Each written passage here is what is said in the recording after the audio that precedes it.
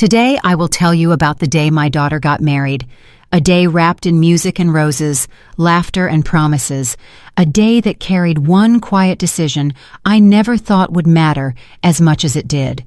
A single sentence spoken to me then nearly broke my spirit, yet it opened the path I had to walk. I kept silent, and in that silence, I found the truest version of myself. If you enjoy stories about the hidden strength of women, the quiet storms they weather, and the lessons only time can teach, remember to like and subscribe. Here in Grandma Life Stories, we share not only tales, but truths that linger. My name is Jennifer Collins. I am 68 years old, a widow, and once upon a time, I balanced ledgers at a small accounting firm in Santa Barbara. People used to say numbers were cold, but I always believed numbers told the truth more kindly than people did. After my husband Henry passed away, I built my days on routine and order because order was the only fence strong enough to hold grief in place. And then came the wedding of my only daughter, Olivia. I had told myself I would not cry, that I would hold my smile like a ribbon, neat and steady, so that she could shine without shadows. I wore my navy dress, simple, pressed, the same color Henry once said made my eyes look younger than they were. I walked into the grand hall filled with chandeliers and the clinking of champagne glasses. Everywhere I turned, there were roses climbing glass vases, violins humming beneath the chatter, and people congratulating each other as if joy were a currency being passed hand to hand. A young usher guided me through the crowd, checking the list clipped to his folder. He smiled politely and said, "Table 15, ma'am." I followed him across the hall. He stopped behind a column, and there stood the table, small, round, tucked neatly out of sight. I took my seat. From where I sat, the column of flowers blocked my view of the aisle. When the music swelled and the guests rose, I had to lean left to glimpse the lace of Olivia's gown, lean right to catch the corner of Anthony's shoulder as he waited. Between those angles, I saw nothing but petals and light. I folded my napkin, smoothed it on my lap, and told myself it did not matter. Yet when the vows began, they reached me only as muffled echoes, like a radio station drifting out of range. I whispered the words I could not hear, for better, for worse, for as long as we both shall live. My lips shaped them alone, as if I were marrying silence itself. During the reception, the laughter swirled in circles I was not invited into. Guests raised glasses, toasts flew like doves. From table 15, I watched Olivia glide between clusters of relatives, Anthony at her side, both of them radiant. When she finally came to me, it was quick. She leaned down, kissed my cheek, whispered, "Thank you, Mom," and was gone before my hand could hold hers. I smiled, because smiling is cheaper than questions. But inside, a quiet ache pressed against my ribs. I realized I was a placeholder, present enough to complete the photograph, hidden enough not to disrupt it. Still, I told myself to be grateful. My daughter was happy. At least, that was the story the room demanded we believe. I let the music cover me, let the chandeliers glitter like stars I could not reach, and stayed still in my chair. The truth is, I did not know that being invisible at that wedding would give me the clarity I needed later. I did not know that by sitting in silence, I was already practicing for the battle ahead. I said nothing about the villa Henry left me, the villa worth $20 million, the home that carried his memory in every brick and beam. I thought I was only protecting my own peace by staying quiet. Instead, I was building a shield I would one day be forced to raise. That night, when I returned home and hung my navy dress back in the closet, I stared at Henry's old photographs on the shelf. His voice seemed to rise from the stillness. "Wait, Jennifer. Wait until the right question is asked by the right person." I pressed my palm to the closet door and whispered, "I did not speak today, Henry. I hope silence was the right choice." The next morning, sunlight filled the villa, golden and calm. But a storm was already gathering, though I could not yet see it. In 3 days' time, someone would come knocking with polished smiles and legal folders, pretending to care about my safety while reaching for what was not theirs. I had no idea then how heavy their footsteps would sound against my door. And so, my story began, not with a grand gesture or a raised voice, but with the quiet humiliation of Table 15, a reminder that sometimes the world decides to make you small, but what you do in that smallness, whether you break or whether you wait, can change everything. I thought I was being pushed aside at my daughter's wedding. In truth, I was being prepared. The day I felt invisible was the day I started to see more clearly than ever before. 3 days after the wedding, I was sweeping the back patio of my villa in Santa Barbara when I heard the sound of tires on gravel. A sleek black car pulled into the driveway. My heart told me before my eyes confirmed it. Olivia and Anthony, and they were not alone. A woman stepped out behind them, polished, professional, her leather briefcase catching the California sunlight like a mirror. "Mom!" Olivia called, her voice thin, as if she had rehearsed it. Anthony smiled too wide, his hand pressed gently against her back, as though guiding her into place. "This is Hermione Blake," Anthony announced. "She's a good friend of mine, a lawyer. She was just telling us about the importance of protecting family assets, and we thought it might be a good idea to stop by." Hermione extended her hand with practiced warmth. "Mrs. Collins, I've heard so much about you. May I say, this home is beautiful." I nodded politely, invited them inside, and set the kettle on. They followed me into the kitchen, their footsteps out of rhythm with mine, too eager, too insistent. As the tea steeped, Hermione began her story. Her tone was gentle at first, then sharpened like a blade hidden in velvet. "My mother lost everything in her final years," she said, eyes steady on mine. "She trusted the wrong people. A signature here, a handshake there. Before she realized it, her savings were gone, her home signed away. I made it my mission as a lawyer to ensure no other family suffers what she did." Anthony leaned forward, nodding like a student echoing his teacher. "Mom, that's exactly why we're here. We just want to protect you. This document," he tapped the folder Hermione slid across the table, "is a simple power of attorney. It will give Olivia and me the ability to handle things if something ever happened. You wouldn't have to worry about bills, about paperwork. We could take care of it all." Hermione's hand rested lightly on the folder as though it were a gift, not a trap. "It's standard, Mrs. Collins, nothing unusual. Think of it as peace of mind." I looked at Olivia. She sat beside Anthony, her fingers tracing the edge of her wedding band. She didn't speak. Her silence weighed more heavily than all their words. I poured the tea, set the cups on saucers, and let the steam rise between us like a veil. "I'll read it," I said calmly, "but you know me. I never sign anything I haven't studied twice. That's not how I've lived my life." Anthony's smile tightened. He tried to disguise his impatience with charm. "Of course, Mom, but there's really nothing to study. It's straightforward, just protection. Families do this all the time." I stirred my tea once, the spoon tapping porcelain like a small gavel. "Then waiting another day won't hurt, will it?" Hermione leaned forward slightly. Her voice softened, almost conspiratorial. "Sometimes timing matters, Mrs. Collins. The earlier these safeguards are in place, the better, and you'll feel relieved, I promise." Her polished nails tapped the folder twice. The sound carried more urgency than her words. I met her gaze, steady, unflinching. Relief doesn't come from rushing into signatures. I've kept books for decades. I know what's buried in fine print. I will not sign without understanding every line. Anthony exhaled sharply, then forced a chuckle. "You don't trust me? Your own son-in-law?" I let his question hang in the air.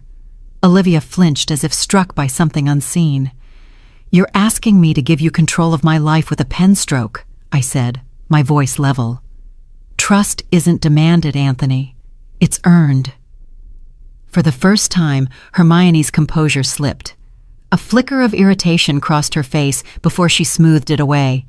"Mrs. Collins, please, this is not about control, it's about care." I turned to Olivia. "What do you think, darling?" She avoided my eyes, twisting the ring on her finger. I just want peace, Mom. Anthony thinks this is best. I don't want to be caught between you two." Her words were quiet, but they cut deeper than Anthony's insistence.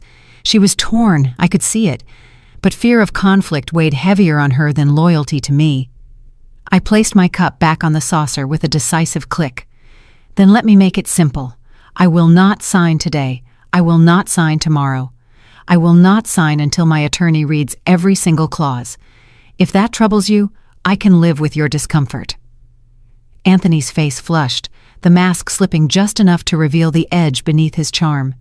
Mom, you're making this harder than it needs to be. I leaned forward slightly, my tone sharper than it had been all afternoon. And you are making it suspiciously easy. That is the problem.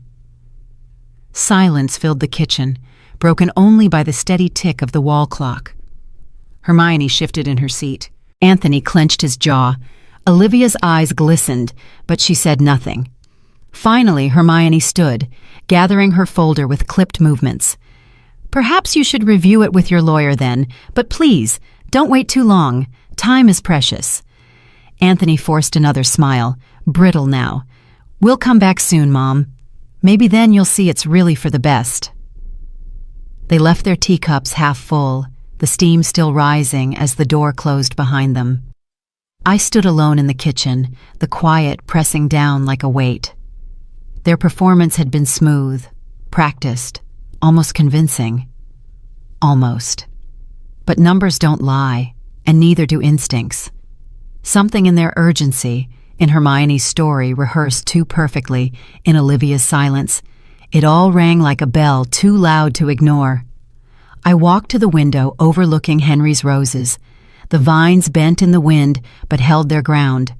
My husband used to say, a strong fence didn't need to shout, it only needed to stand. And so would I. That night, I went to the safe Henry had left me. I pulled out the folder he had prepared years ago, the trust documents, the protections, and there, folded on top, was his letter. His warning that someday someone would use love as a key to unlock what should never be theirs.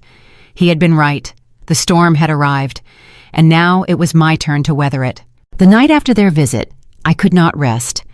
The house was quiet, the kind of silence that usually soothed me, but this time it pressed against my chest like a heavy stone. Every tick of the grandfather clock in the hallway sounded sharper than usual, cutting the air into pieces I could barely breathe. I lay in bed, eyes wide open, replaying Hermione's story, Anthony's insistence, and Olivia's silence. Their words had been rehearsed, smooth enough to fool someone desperate for comfort. But I was not desperate, and I was not blind. At midnight, I rose. The hardwood floor was cool beneath my feet as I walked down the hallway.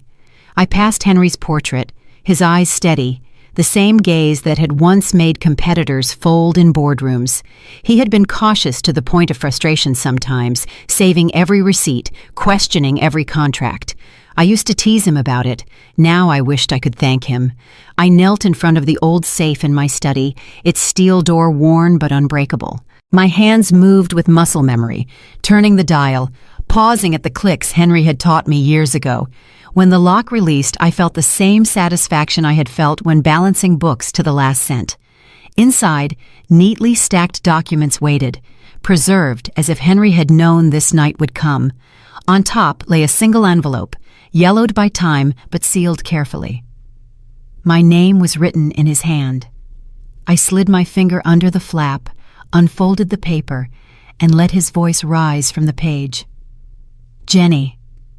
One day, someone will use love as a reason to unlock what is not theirs. When that day comes, do not open the door unless your heart is certain. Your silence will be your shield.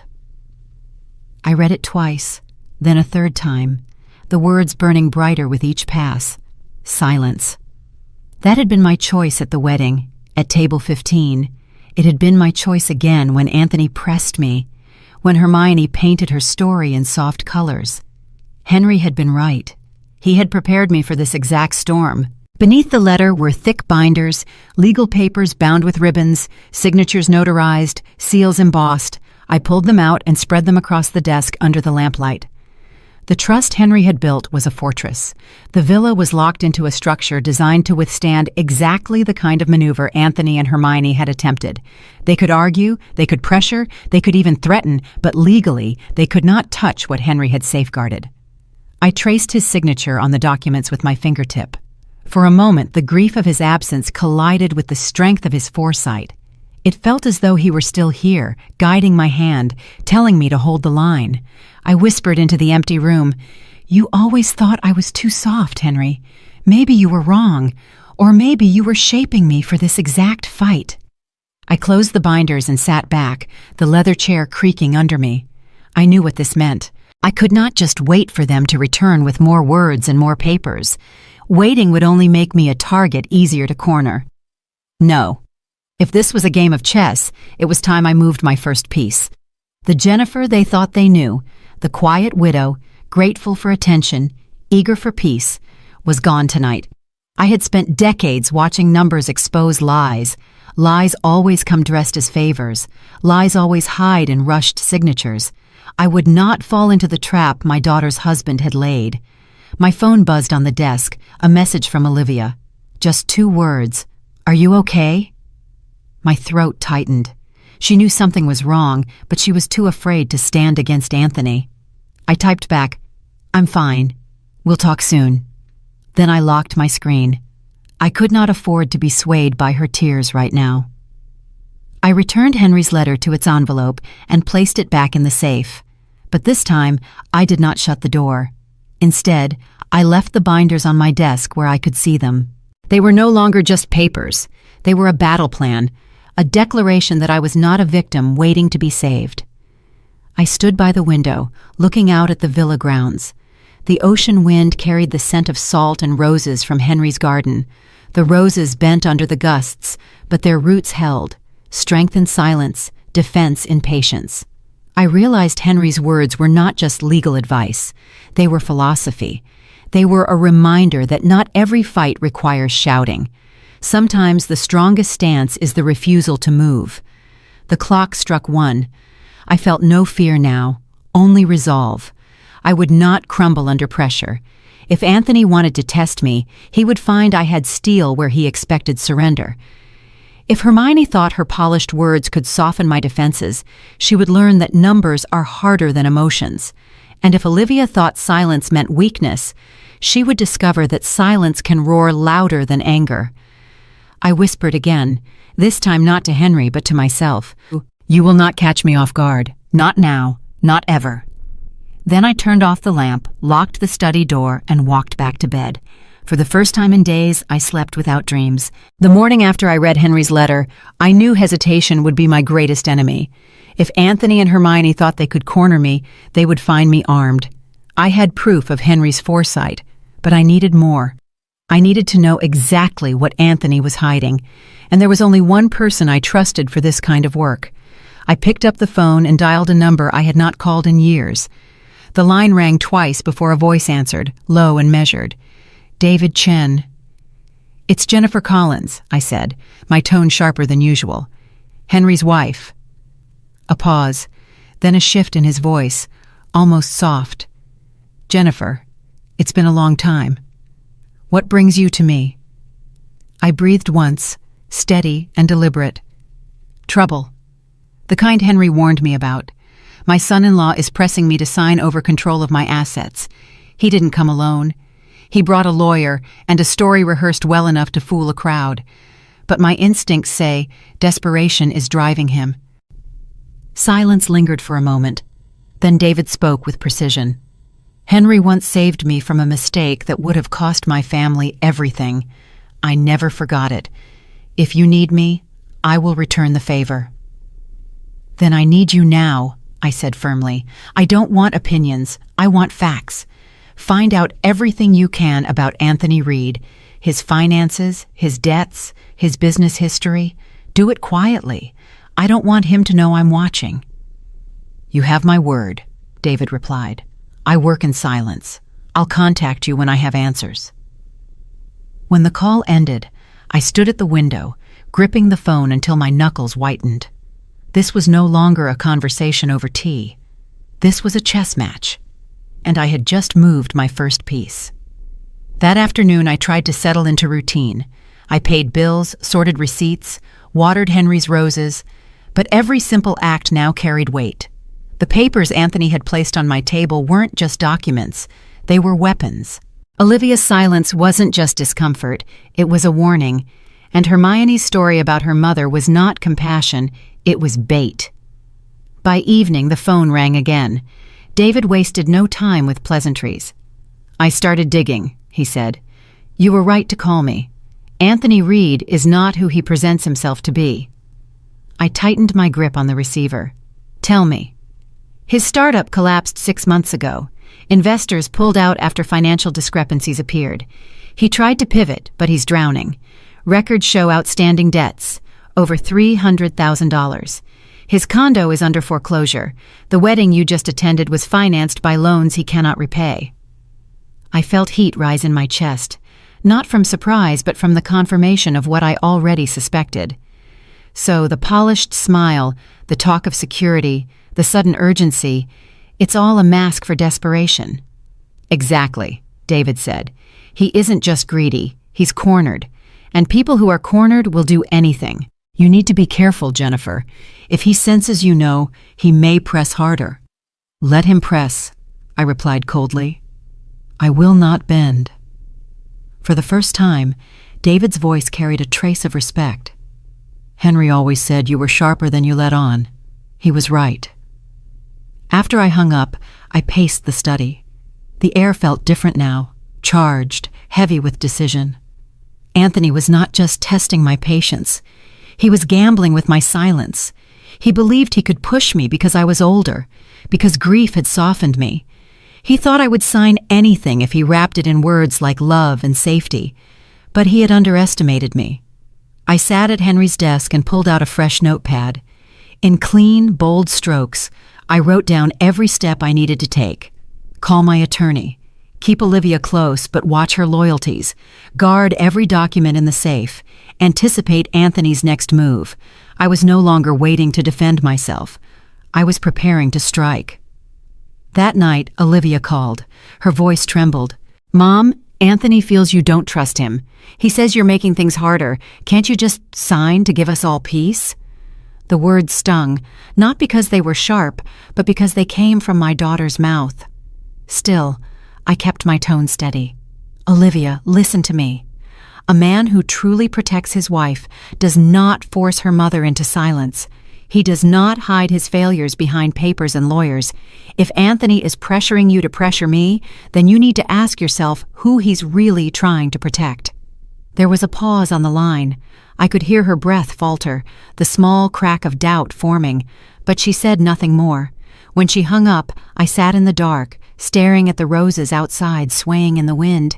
Anthony's game was clear now. He wanted me to believe this was about love and care, when in truth it was about debt and survival. Hermione was his shield, Olivia his pawn, but I was not the weak square on the board. I was the queen Henry had left standing, and I would move with precision. When I finally lay down, the weight of Henry's letter echoed in my mind. "Your silence will be your shield." I understood now. Silence was not surrender, it was strategy. It was the calm before a calculated strike. Tomorrow, I would sharpen that silence into a weapon. The phone began ringing the morning after David gave me his report. At first I thought it might be him again, with new information. But when I answered, it was Anthony's voice, dripping with sweetness that was too smooth to be real. "Mom," he said, using that word as if it gave him ownership of me, "I just wanted to check on you. You seemed hesitant the other day. You don't trust me? I only want to help you." I didn't respond right away. I let the silence stretch, because silence makes liars nervous. Sure enough, he filled it. "Think of Olivia," he continued. "She deserves peace of mind. She doesn't need the stress of worrying about your bills or your safety. I can shoulder that burden if you let me. Isn't that what family does?" His words were honey, but beneath them, I heard the steel edge of a command. Sign, submit, obey. "I'm doing fine, Anthony," I said flatly. "I've handled my affairs for nearly 70 years. I don't need rescuing." There was a pause, and then his tone sharpened, though he tried to coat it with charm. Why make this harder than it needs to be? One signature, that's all. Are you really telling me you don't trust your own family? I'm telling you I don't sign anything under pressure, I said, and I ended the call before he could press further. The phone rang again that afternoon, then again in the evening. I ignored both times, letting his messages pile up. Each one tried a different tactic: guilt, love, frustration, reassurance. But they all carried the same demand. By the third day, it was Olivia who came to see me. She showed up at my door alone, no polished lawyer, no husband rehearsing lines behind her. Her eyes were red, her shoulders heavy. "Mom," she whispered when I let her in, "I'm stuck in the middle. Anthony says you don't trust him, and that hurts him, but I'm the one who has to live with the tension. Please, just sign. For me." She sat at the kitchen table, her hands trembling as she twisted her wedding ring over and over. I poured her tea, the same way I had when she was a girl crying after school, but she wasn't a girl anymore. She was a woman carrying the weight of a man who didn't deserve her loyalty. "Olivia," I said, sitting across from her, "look at me." Her eyes lifted, wet and desperate. "The man who loves you will never force you to stand between him and your mother. If Anthony is making you choose sides, he isn't protecting you. He's protecting himself." Her lips quivered. "You don't understand, Mom. He says he's doing this for us. He says if you trust him, then I should too. And I do, but—" her voice cracked. "But I can't keep watching you two fight. I need it to stop." I reached across the table and took her hand firmly. "You're not watching us fight. You're watching me refuse to be cornered. There's a difference, and one day you'll see it clearly." She tried to argue again, but no words came. Tears slid down her cheeks. She pressed her other hand to her face as if hiding could undo what she had said. "I don't want to be the one caught between you," she whispered. "You already are," I answered, "and that's not your fault. It's Anthony's." She shook her head, silent now, tears falling unchecked. I could feel the invisible chains around her, the control, the manipulation, the way Anthony's voice had wrapped itself around her decisions. She wasn't just a daughter asking her mother for peace. She was a woman being used as leverage, pulled like a pawn across a board she didn't even realize she was standing on. I let her cry, but I didn't let go of her hand. My grip was steady, my voice sharper than she was used to hearing from me. "You think this will end if I give in, but giving in won't bring peace, Olivia. It will only feed his hunger. He will want more, and next time it won't be my signature he demands, it will be yours." She froze, staring at me with wide, wet eyes. The thought had never occurred to her, I could tell. "You have to understand," I pressed. "I am not fighting against you. I am fighting for you. Every time I say no, I am protecting you from the moment when he will push you harder than he's pushing me." Her tears fell faster now, and she buried her face in her hands. I sat back, my jaw set, my heart aching but unyielding. I loved my daughter. But love does not mean surrender. Love, real love, means building a wall strong enough to keep the wolves out, even if the ones you protect don't see the danger yet. After a long silence, Olivia stood. Her face was pale, her eyes swollen. "I don't know what to do anymore," she whispered. "Then do nothing," I told her firmly. "Do not carry his burden. Do not deliver his message. Let him fight his own battle if he wants one. You are not his shield." She left not long after, walking slowly, her body bent with conflict. I watched her go, my chest tightening with sorrow. I could not save her from every wound Anthony would cause, but I could refuse to let him wound me, and maybe, just maybe, she would learn by watching. That night, as I locked the doors and shut off the lights, the silence felt heavier than before. Yet it was not weakness. It was armor. Anthony thought he was wearing me down. What he didn't see was that each call, each attempt to pressure me, only sharpened my resolve. He believed I was the weak link. He was wrong. The game was turning, and soon he would realize just how badly he had miscalculated. I had been expecting it, but my hands still tightened around the receiver when I heard David's voice. "Jennifer," he said, his tone clipped. All business. I have answers for you, and they aren't pretty. I braced myself. Tell me exactly what you found. His words landed like blows. Anthony Reed's company has collapsed. He told investors he was pivoting to new projects, but the truth is, the business has been insolvent for months. He owes more than $300,000. The banks have already filed for foreclosure on his condo. He's broke. Completely broke. The wedding you just attended, the flowers, the champagne, the band, that was all financed by credit he cannot pay back. I sat in silence, gripping the phone tighter. Images flashed in my mind. The chandeliers, the endless bottles of wine, the guests marveling at the spectacle, the glittering illusion of wealth. It was nothing but a mask. David continued, his voice firm. He's leveraged himself into a corner. That's why he's after you. He sees your villa as his way out. If you sign anything, even the smallest authorization, he'll use it as leverage for loans. It won't stop at one paper, Jennifer. It never does. I closed my eyes. My pulse was steady, but my thoughts moved quickly, sharper now, harder. So it isn't only greed, I said slowly. It's desperation dressed as love. Exactly, David replied. I've seen men like him before. Desperate men use family ties as their strongest weapon. They make you believe helping them is protecting those you love. But you're not helping Olivia if you hand him control. You'd be burying her with him. The words sank deep. Olivia, my child, my only daughter, caught in the undertow of a man sinking fast. She thought she was holding on to love, but she was chained to an anchor. I let out a long breath. Thank you, David. Henry was right to trust you. You don't owe me thanks, he said firmly, but you owe it to yourself to act quickly. Do not let him corner you again. Be ready. He'll try harder now that he's running out of options. We hung up, and I sat at Henry's desk, staring at the documents spread before me. The villa, the trust, the shield Henry had built brick by brick, clause by clause. I placed David's words beside Henry's letter in my mind, and the two merged into clarity. Anthony wasn't only a liar. He was a drowning man who would pull down anyone within reach, and Olivia was already gasping for air. I stood and paced the room, my footsteps echoing on the hardwood floor. The storm had stripped away all illusions. I could no longer treat Anthony's visits as family matters. They were assaults dressed in fine suits and polite smiles. Hermione's polished speeches, Anthony's sweetened demands, Olivia's tears. These were weapons meant to disarm me, but I was not disarmed. I was awake now. That evening, Olivia called again. Her voice was soft, frayed at the edges.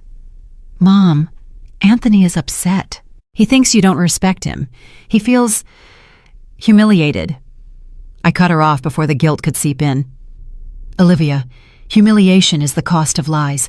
He is not angry because I disrespect him. He is angry because I see him clearly. She went quiet, her breath shaky.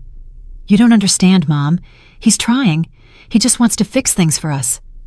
No, I said firmly. He wants me to fix things for him. There's a difference. And the sooner you see it, the safer you'll be. Her silence told me she was torn between the loyalty she thought she owed her husband and the truth she felt pressing from my words. I hated that she was caught in the middle, but I would not soften my stance. Softness was exactly what Anthony counted on. When she finally whispered goodnight, I put the phone down and pressed my palms flat on the desk. My resolve had sharpened into steel. Henry had left me the trust to guard the villa. David had given me proof of Anthony's collapse. But it was my own voice that had to cut through Olivia's fog. If I faltered, she would drown with him. I walked to the window, the night air cool against the glass. The city lights shimmered in the distance, but my eyes stayed fixed on the roses Henry had planted. They bent under the coastal wind, but they did not break. Their roots held strong. Not just greed, I muttered to myself. Desperation wearing the mask of devotion. I would not be tricked by it. I turned off the lights, the villa settling into darkness. The game had changed. I was no longer the passive piece on the board. I had studied my opponent, and I knew his weakness. Anthony thought desperation made him dangerous.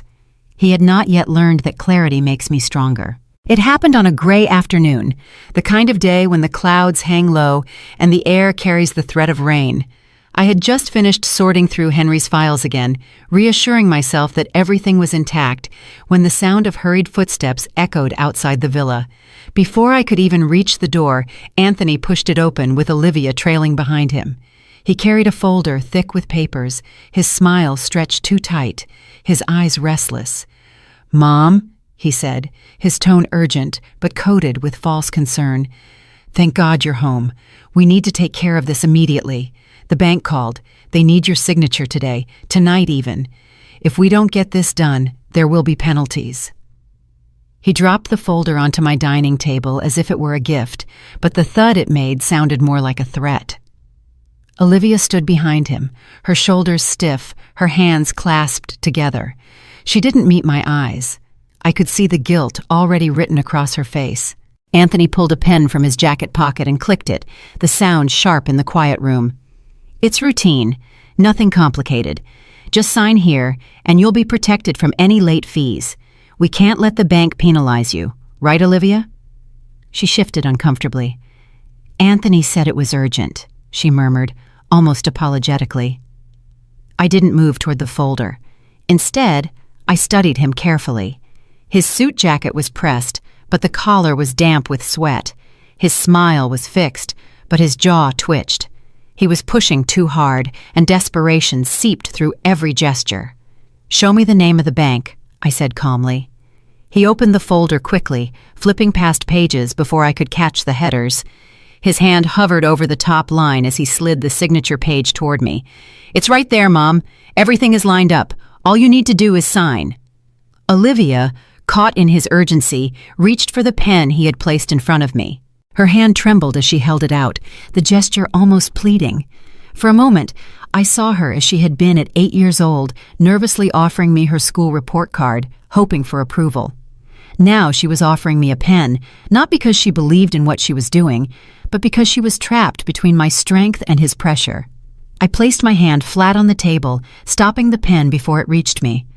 My voice came out low, sharp, and cold. "A bank document that hasn't been reviewed by my attorney will never get my signature. Not today. Not ever." The words froze Olivia mid-motion. She drew her hand back slowly, her cheeks flushing with shame and relief all at once. Anthony's mask cracked. His smile faltered, and a flicker of anger flashed in his eyes before he forced it back under control. "Mom, you're making this more difficult than it needs to be. I'm trying to protect you. Can't you see that?" I leaned back in my chair, my gaze locked on him. Protection doesn't come knocking with sweat on its collar and panic in its voice. Protection doesn't demand urgency. Protection is steady. "You're not protecting me, Anthony. You're protecting yourself." The room tightened around us. Olivia's breathing grew quick and shallow. She whispered, "Anthony, maybe we should let Mom—" But he cut her off sharply. "No, we can't waste time. She doesn't understand what's at stake." I pushed the folder back across the table, the paper sliding toward him with finality. "I understand perfectly, and I'm telling you again, no signature leaves this house without my lawyer's eyes on it. If you can't accept that, then you can leave." For a long moment, no one moved. The tension pressed against the walls, against our lungs. Then Anthony snapped the folder shut and shoved it under his arm. His smile was gone now, replaced by a jaw set like stone. "Fine," he muttered, his voice strained. "We'll discuss this later." He turned abruptly and strode toward the door. Olivia lingered, torn between us. She looked at me, her eyes wide with shame, gratitude, and fear, all tangled together. For a heartbeat, it seemed she might say something, but then she lowered her gaze and followed Anthony out. When the door closed, I stood very still in the quiet villa. My heart was steady, my breathing calm. I had seen through the performance and cut it down before it could grow. I walked to the window and watched them leave. Anthony marched toward the car, his movements clipped, every step fueled by frustration. Olivia trailed behind, her face pale, her eyes fixed on the ground. Even from a distance, I could see her hesitation, the silent conflict written in her body. For the first time, she had witnessed his desperation break through the polished surface, and for the first time, she had seen me stop him cold. As their car pulled out of the driveway, I whispered to myself, that was his first real move. And now he knows I'm not afraid to block him. I turned back to the dining table, the imprint of the folder still visible on the polished wood. My villa, my life, my independence, they were mine to protect. And if Anthony thought he could corner me with rushed papers and feigned urgency, he had just learned how wrong he was. The morning after Anthony's failed stunt with the so-called bank papers, I called my attorney, Margaret Hayes. She had been Henry's trusted counsel for years, a woman with a spine of steel and a mind as sharp as glass. When she picked up the phone, her tone carried the crisp authority I needed. "Jennifer," she said, "I had a feeling I'd hear from you. What's happened?" I laid it out with precision. Anthony's pressure, Hermione's performance, Olivia's tears, and the sudden attempt to push a fake urgency into my home. Margaret didn't interrupt. When I finished, her voice was cool and decisive. "They think you're a soft target," she said. "That was their mistake. It's time to move this out of your kitchen and into neutral ground. We'll call them into a formal meeting, put everything on record. That way their intentions will reveal themselves under pressure." I agreed without hesitation. "Draft the invitation. Make it clear this will be the final discussion. I want them to know I'm not running from this." By afternoon, Margaret had prepared the letter.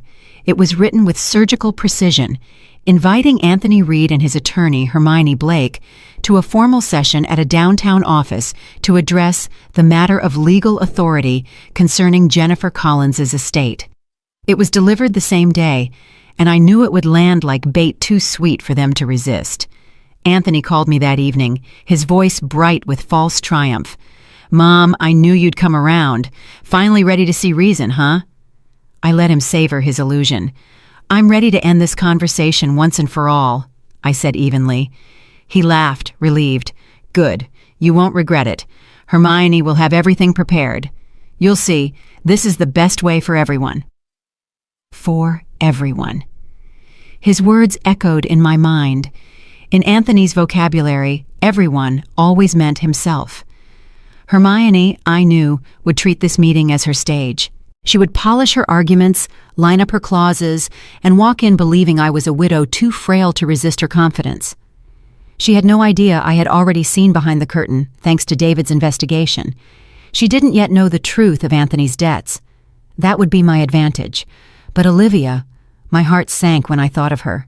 She was caught between loyalty and fear, love and doubt. The cracks in her certainty were beginning to show. Each time she looked at me now, I saw the question flickering in her eyes. What if Mom is right? The day of the meeting approached quickly. Anthony strutted like a man preparing for victory. I imagined him boasting to Olivia that I had finally surrendered. I could picture Hermione rehearsing her speech in front of a mirror, confident she could corner me with polished words. But I wasn't walking into that office as a victim.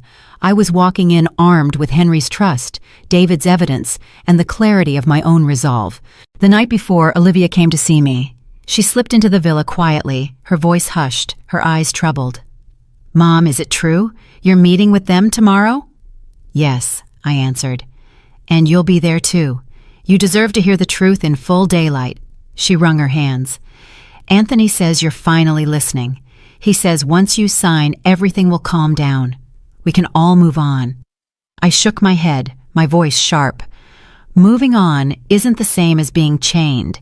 If I sign, Olivia, he won't stop. He'll see it as permission to drain me dry, and eventually he'll do the same to you. Her lips parted, but no words came. Tears pooled in her eyes.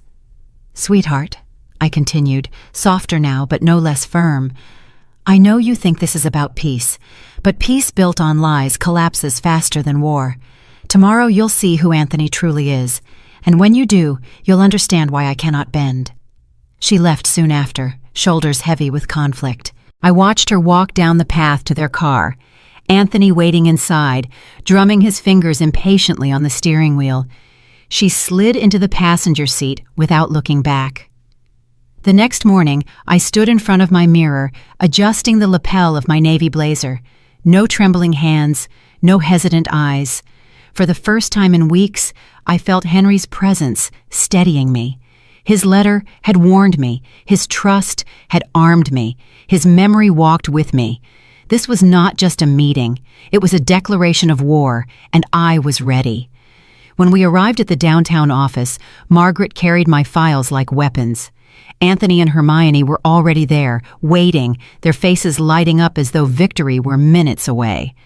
Olivia sat beside them, pale and silent, her hands twisting in her lap. Anthony stood to greet me, his grin wide. "Mom, finally! I knew you'd see it our way." I met his eyes with steel. "We'll see whose way it really is." For a split second, the confidence in his smile wavered. Then Hermione rose, smoothing her skirt, her briefcase snapping open. She placed the contracts on the table like cards in a game. "This won't take long, Mrs. Collins," she said smoothly. "It's all very straightforward. Once you sign, your worries will be over." I sat down opposite her, Margaret at my side, Olivia caught between worlds. The battle lines were drawn, invisible but undeniable, and I knew, without a shadow of doubt, that by the time this meeting ended, Anthony Reed's mask would be ripped away for good. The elevator doors slid open, and the sound of polished shoes against marble echoed through the hall. Margaret walked beside me, carrying the files that Henry and David had armed me with. When we stepped into the conference room, the atmosphere shifted instantly. The space was sleek, polished floors, a long mahogany table stretching the length of the room, documents lined up in sharp stacks. The light from the ceiling reflected off the glossy surface like a spotlight aimed at all of us. Anthony was already there, standing in a dark suit that fit him too perfectly, a costume of confidence he didn't truly wear.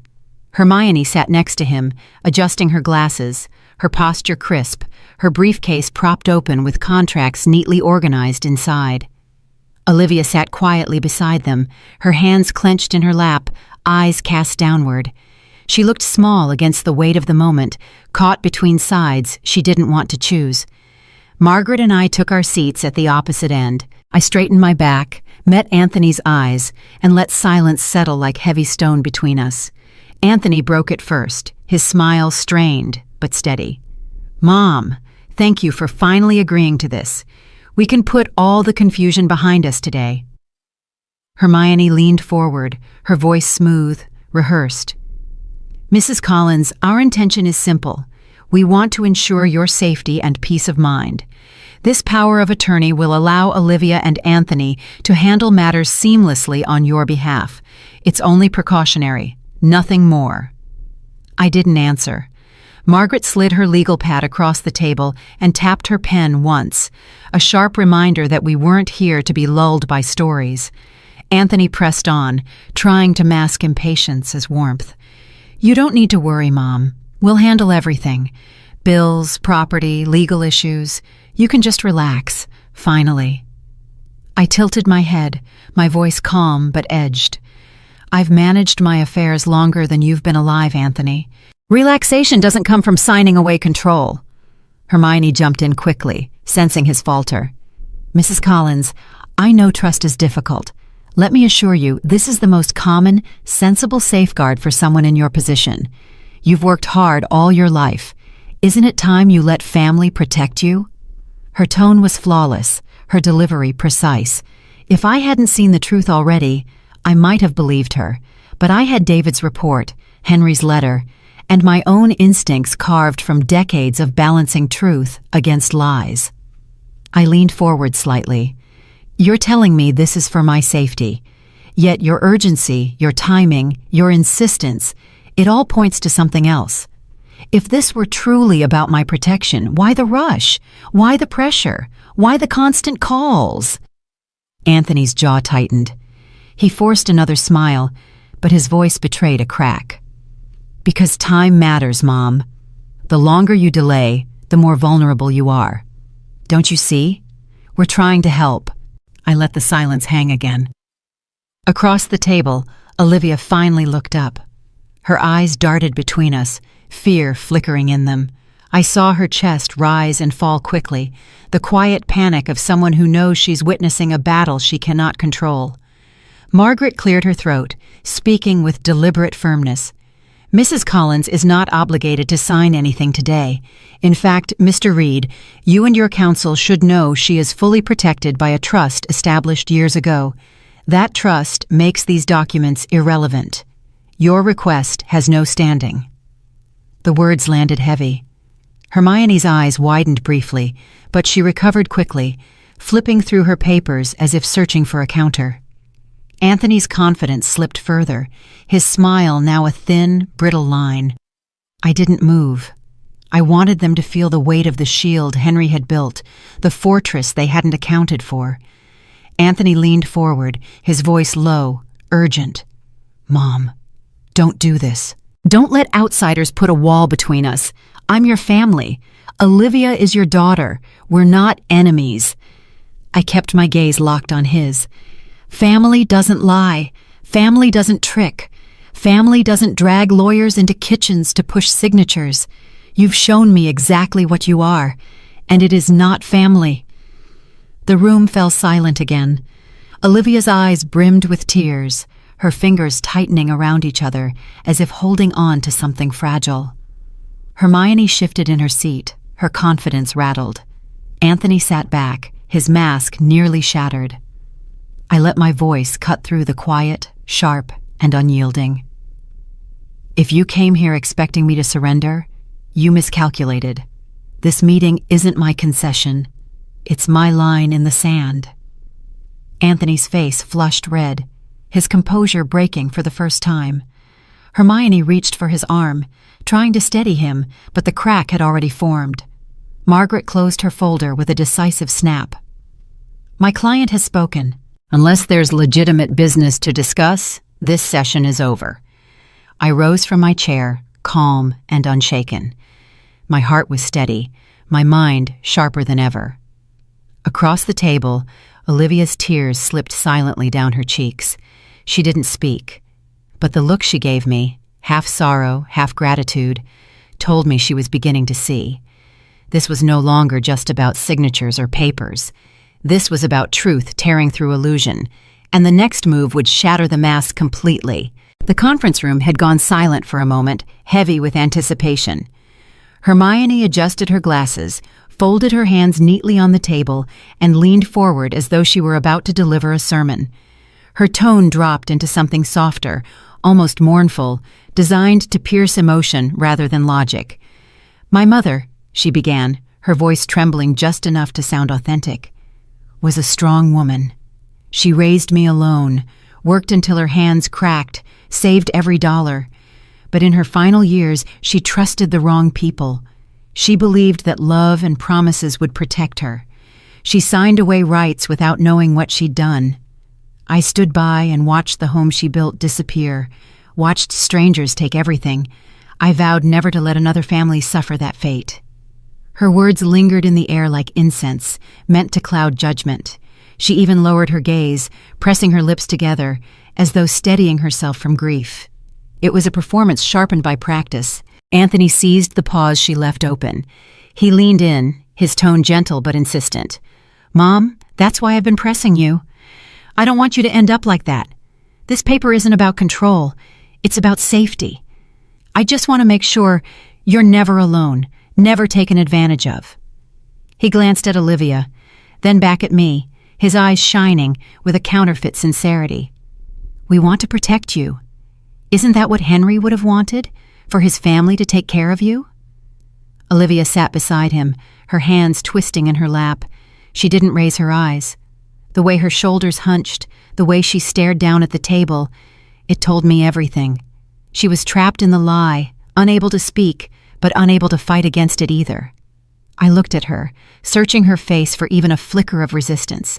She kept her head low, as if the weight of their performance had crushed her into silence. The room felt suffocating, thick with a false sense of family unity. To an outsider, it might have looked like love. To me, it was manipulation wearing a mask. Hermione's voice rose again, now firmer, cutting into the silence. Mrs. Collins, this is the only way to guarantee your security. Paperwork can be confusing. Trusting professionals, trusting family, that's the safeguard. Sign the document and you'll never have to worry again. I straightened in my chair, the calm I had been holding hardening into steel. Margaret, sitting beside me, caught my eye.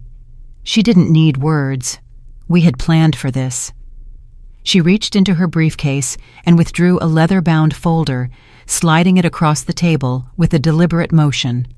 Her voice was crisp, unshaken. Mrs. Collins is already protected. Her late husband, Henry Collins, established a comprehensive trust years ago. This villa, her accounts, her estate, they are locked into that trust, ironclad. In fact, these documents you're pushing would have no legal power over them. They're irrelevant. Hermione's composure faltered. Her hand froze on the page she had been nudging toward me. Anthony's smile faltered, the edges trembling. Olivia's head snapped up, her eyes darting between their faces as confusion began to seep in. Margaret flipped the folder open, turning it toward them. Here are the filings. Every asset tied to Mrs. Collins is held in a trust that cannot be breached without her explicit, voluntary consent. There are no loopholes, no shortcuts. Whatever this paper is, it would crumble the second it touched a judge's desk. Anthony's face flushed. He tried to mask it with a laugh, though the sound was thin, brittle. Mom, that's not the point. This isn't about loopholes. It's about us being able to help you day to day. It's just practical. You're not hearing me. I finally leaned forward, my voice steady but sharp enough to cut. No, Anthony, I am hearing you. What I hear is desperation wrapped in pretty words. What I hear is a man who cannot stand that he doesn't have control. Safety isn't signed away, safety is built, and Henry already built it. Olivia flinched at Henry's name, as if it pulled a thread she couldn't ignore. She glanced at Anthony, then back at me, doubt flickering in her eyes. Hermione cleared her throat, forcing her tone back into professionalism. Even so, Mrs. Collins, surely you can see how allowing your daughter and son-in-law to share responsibility is in everyone's best interest. It isn't about taking away your power. It's about ensuring continuity, about family unity. I turned to her, my expression unyielding. Family unity built on lies is nothing but chains. I don't need continuity if it comes from manipulation. I am not some confused widow who can be coaxed into surrender with sad stories. I know exactly what I'm doing, and I know exactly what you're trying to do. The weight of my words landed. Anthony shifted in his seat, his knee bouncing under the table, his hands clenched, unclenched, restless.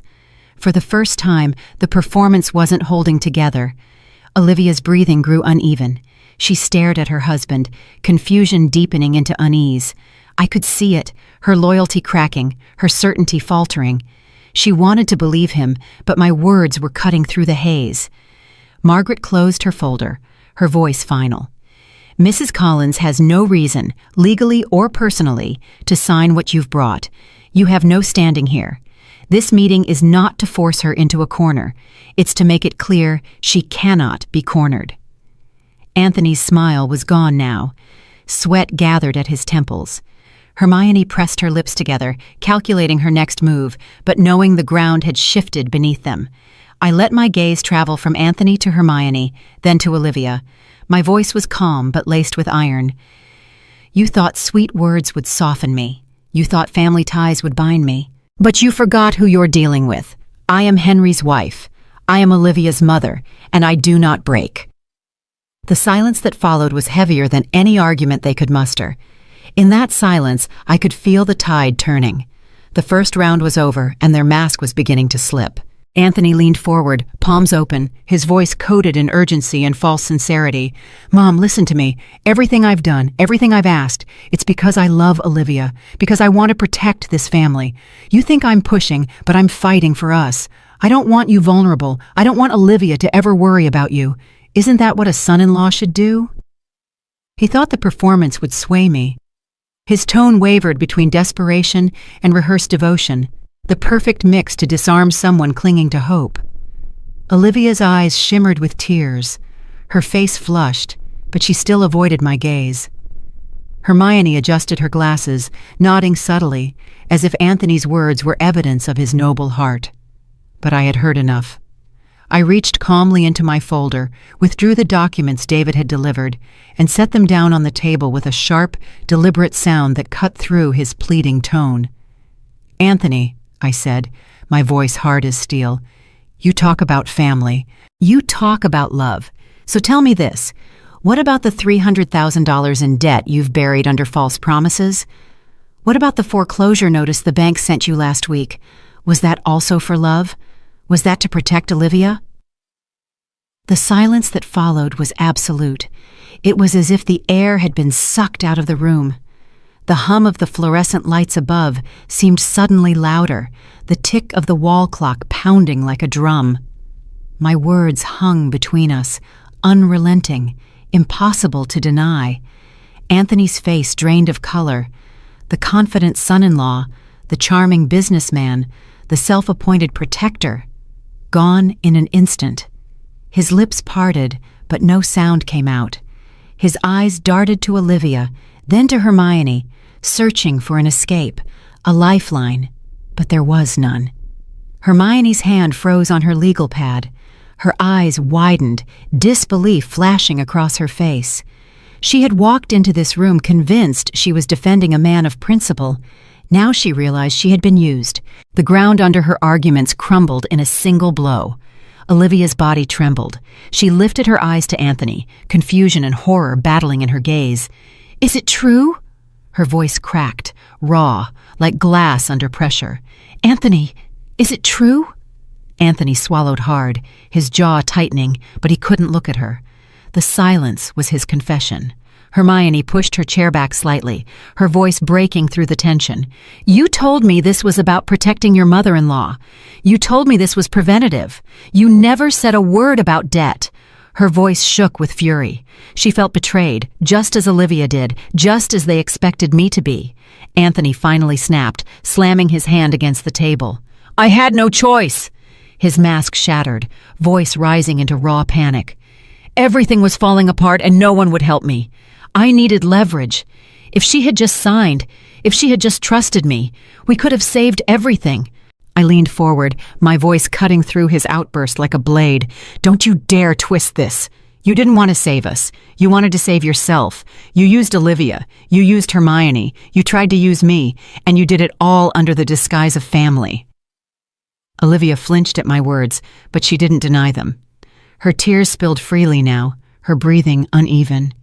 She whispered, barely audible, "You lied to me. All this time you lied." Anthony turned to her, desperate, his voice cracking. "I did it for us, Olivia. I wanted to keep our life, our home. I wanted to give you the wedding you deserved. I wanted to keep the image alive." She shook her head violently, pushing back her chair. "You gave me a mask. You paraded me in front of people while hiding everything from me. You didn't give me love. You gave me debt, dressed in tuxedos and flowers." Hermione stood, gathering her things with trembling hands. Her face was pale, her voice clipped. "I won't be part of this anymore. I won't defend lies." She looked at me, her eyes heavy with something like shame. "Mrs. Collins, I'm sorry. I didn't know." And just like that, she walked out, the echo of her heels punctuating the silence. Anthony slumped back into his chair, broken, his facade stripped away. The room, moments ago heavy with his confidence, now reeked of desperation exposed. I looked at Olivia. Her face was streaked with tears, her body shaking, but in her eyes, clarity began to bloom. "Money can be rebuilt," I told her, my tone softening just for her. "But trust cannot. You have seen now who he truly is. The choice is yours, Olivia, not mine." She stared at me, then at Anthony, who sat pale and defeated. Finally she stood. Her voice wavered but carried strength. "I can't do this anymore. I can't live in lies. Mom is right." Anthony looked up at her, his eyes wide, but she didn't falter. She stepped around the table, closer to me, her tears still falling, but her resolve clear. The room was silent once more, but this time it was not fear, it was finality. The decisive blow had landed. The battle was no longer about me.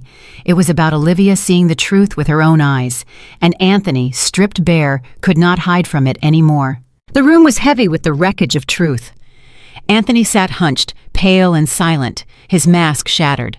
Hermione stood off to the side, her files clutched to her chest, eyes clouded with bitterness. Olivia trembled, caught in the space between us, her face streaked with tears. I turned to her steady, my voice sharp but not unkind. Money can be rebuilt, Olivia. Trust cannot. So I'll ask you one question, and you must answer with your heart. Which side will you stand on? His or mine? The silence after my words was deafening. Anthony looked at her, panic rising in his eyes. Olivia, he pleaded, his voice cracking. Don't let her turn you against me. Everything I did was for us, for you. But Olivia shook her head, tears slipping faster. Her lips parted, but no words came. She pressed her hands together, as though praying for strength, and then finally let the truth break free. I can't do this anymore, she whispered, her voice trembling.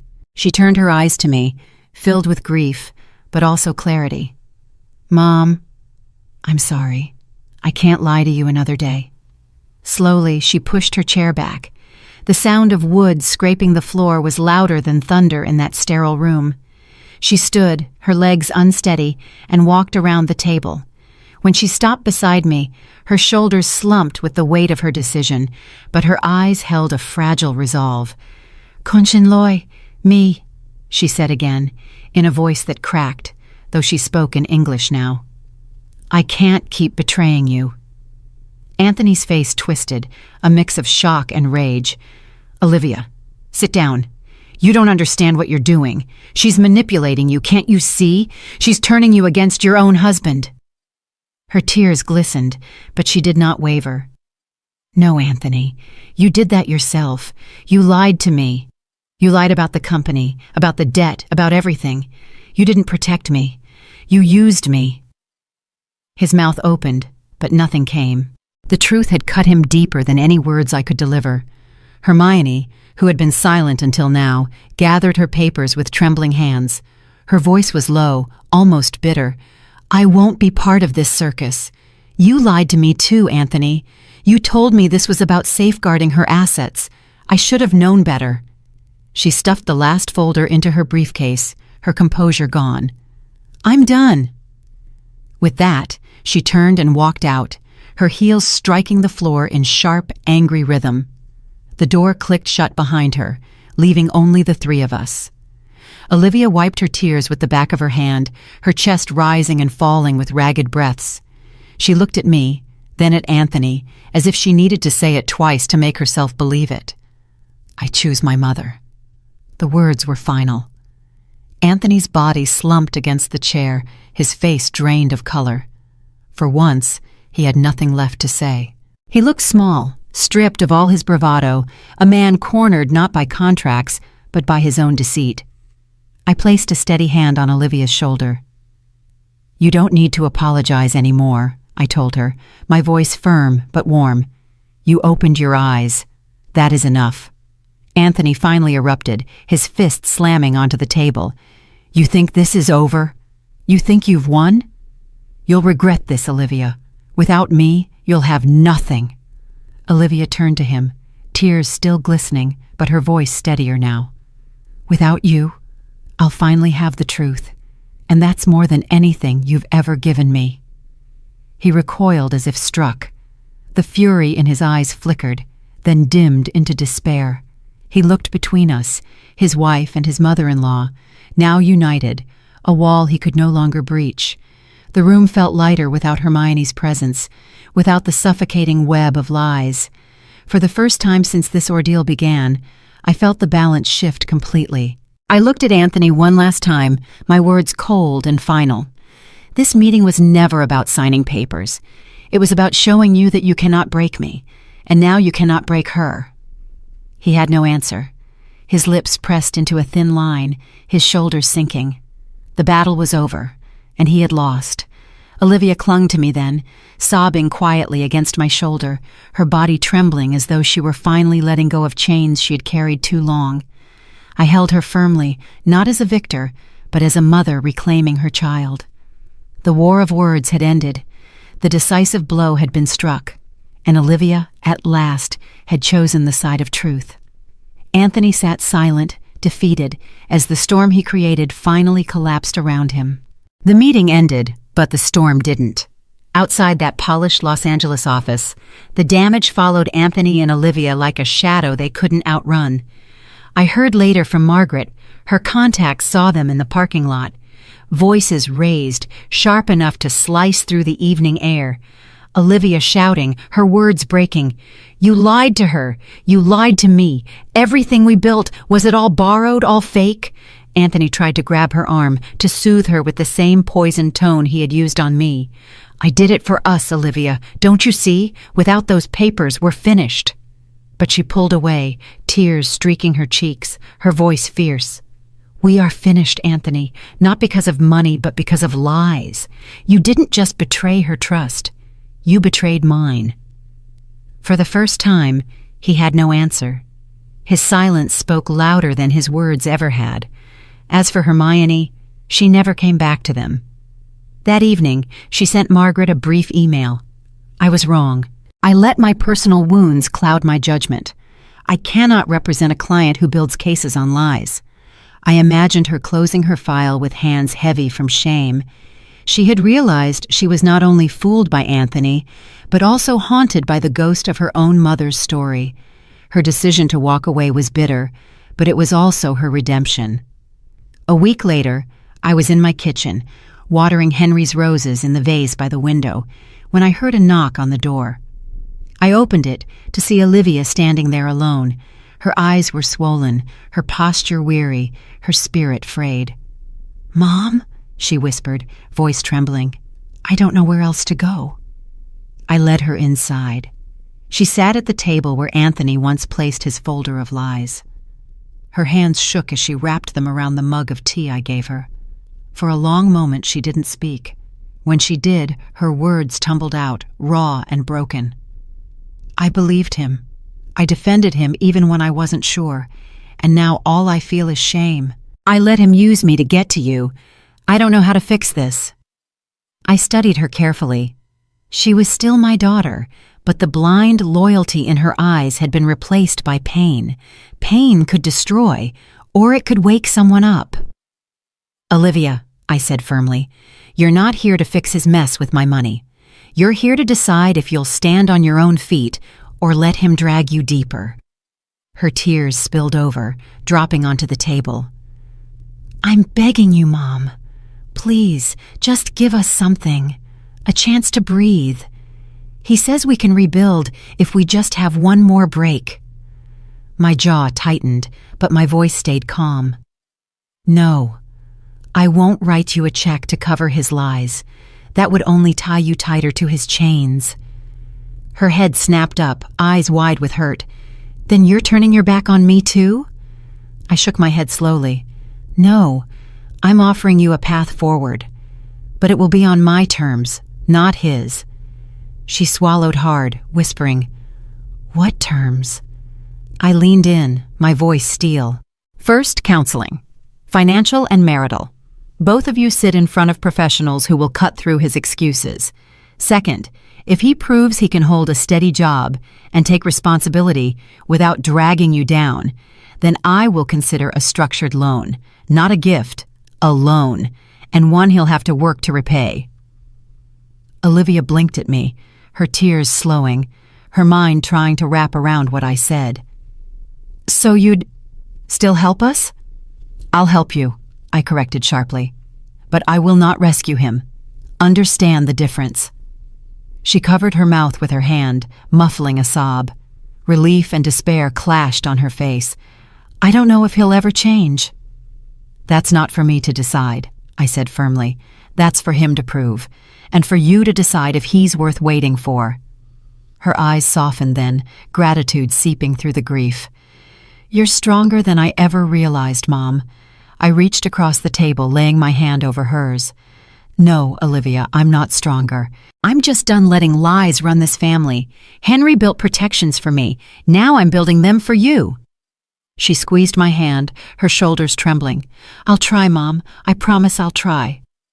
For the first time in weeks, I saw not just my daughter, but the girl who once trusted me with everything, who once believed I could fix any storm. She was older now, scarred, but maybe ready to learn. As she left that evening, I stood at the door watching her walk to her car. She wasn't walking with certainty, but she was walking without Anthony at her side. That alone was progress. The consequences of their schemes had cracked every illusion. Anthony had lost his mask, Hermione had walked away, and Olivia stood trembling but freer than before. The storm had not ended, but the control had shifted. The lies no longer held power in my home. I whispered into the quiet house, almost to Henry's memory. They thought they'd bury me in paper and signatures. Instead, they buried themselves. 6 months passed like the slow turning of seasons. The storm that once rattled my walls had quieted, leaving behind a clearer sky. Life didn't return to what it was before. It never does. But it settled into something steadier, something earned. Every Tuesday morning, I stood at the front of a modest classroom inside the Santa Barbara Community Center. The whiteboard behind me was filled with numbers, charts, and bold letters that read, "Financial Independence for Seniors." The seats were filled with men and women in their 60s, 70s, even 80s, all leaning forward, notebooks open, pens poised. I told them my story, not the details of names or debts, but the lessons. How manipulation often comes dressed in love, how signatures can bind lives and silence can shield them. I taught them how to read loan terms, how to question fine print, how to never surrender control without clarity. Your independence, I said firmly, my voice echoing in the room, isn't just about money. It's about dignity. Once you hand it away, you may never get it back. Eyes widened, heads nodded, and hands scribbled notes. And when class ended, they lined up not to thank me for the formulas on the board, but for the strength behind the words. One woman clasped my hand tightly. "You made me realize I'm not weak for saying no." That was worth more than any inheritance I had ever protected. When I returned home that afternoon, the villa was bathed in golden light. Henry's roses bloomed outside the window, their fragrance drifting in with the ocean breeze. I set my bag on the table and noticed the mail stacked neatly by the door. Among the bills and flyers, one envelope caught my eye, its edges worn from travel, a colorful stamp in the corner. It was a postcard. On the front was a photograph of a small, single-story house with peeling paint but a sturdy roof. In front of it stood Olivia and Anthony. Their clothes were plain, their smiles tired but real. And Anthony wore a uniform, a faded shirt with the patch of a construction company stitched over the pocket. His hands, rough and dusted with work, rested gently on Olivia's shoulders. I turned the card over, and Olivia's handwriting met me, uneven, but full of life. "Mom, we've started again. It's not glamorous, but it's honest. Anthony has work, real work, and we're paying what we owe piece by piece. Thank you for showing me what a real foundation looks like. We're building one now, together. Love, Olivia." I held the card for a long moment, my thumb brushing the words. My chest ached, not with pain, but with something deeper. A quiet pride, a recognition that sometimes people had to collapse completely before they could stand again. I walked to the mantel where Henry's photograph rested in its frame. He was smiling in the picture, the corners of his eyes crinkled in the way they always had when he looked at me. I set the postcard down beside it, aligning the edges carefully, as though the two belonged together. "Do you see, Henry?" I whispered, my voice low but steady. "Your steel boundary held. They couldn't break through it. But even now, our love for Olivia remains open. She found her way back." The room was silent except for the faint rustle of the roses outside. I closed my eyes, letting the peace settle into my bones. For the first time in months, the weight I carried felt light. I had protected what mattered. Not just the villa, not just the money, but the dignity Henry entrusted to me, and the legacy of resilience I now pass to Olivia. The world had tested me with lies dressed as love. I had answered with truth and steel, and the lesson would live on, not just in me, but in every student in my class, in every senior who refused to be silenced, and in my daughter, who finally saw what strength truly looked like. I exhaled slowly, my hand resting on the frame and the postcard beside it. "The boundary held," I whispered again. But love never closed its door. And with that, I turned back toward the window, the light of the setting sun filling the villa. Peace wasn't loud, nor was it triumphant. It was steady, warm, unshakable. It was the quiet after the storm, the kind that lingers, the kind that stays,